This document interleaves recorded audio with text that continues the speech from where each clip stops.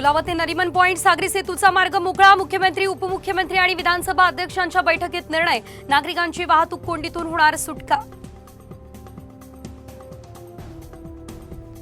महापालिकेच्या e buses 6 महिन्यांपासून धुळखात पडून मुख्यमंत्र्यांच्या हस्ते झालं होतं बसेसचं लोकार्पण। बसेस भंगारात विकण्याचा ठाकरे गटाचा इशारा।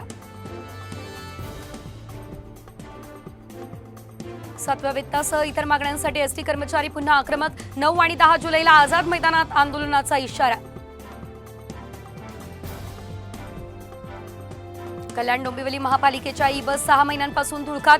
2 दिवसांमध्ये बसगाड्या सुरू करा, अन्यथा भंगारात विकू, ठाकरे गटाचा इशारा।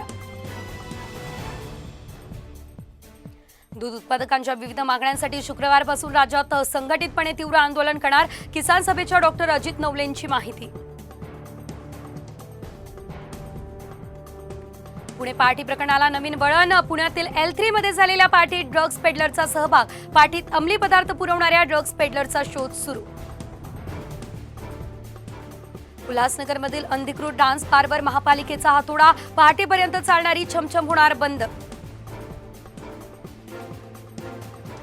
मुंबईमधल्या पाणी संकटाचा फटका हॉटेल आणि मॉलला बसणार। धरणांमधल्या पाणीसाठ्यात घट, पालिका पाणी कपातीच्या विचारात।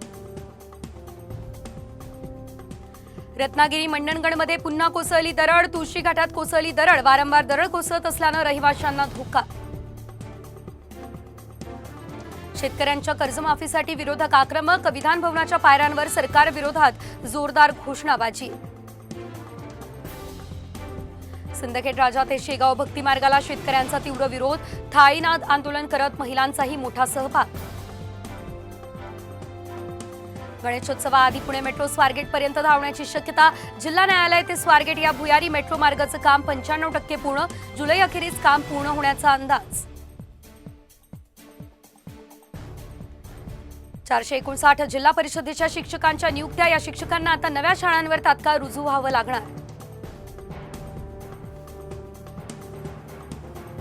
कोल्हापुरातल्या 11 वर्षीय मुलाचा डेंग्यूमुळे मृत्यू। आरोग्य विभागाने कोणताही उपाययोजना न केल्यानं नागरिकांकडून संताप व्यक्त।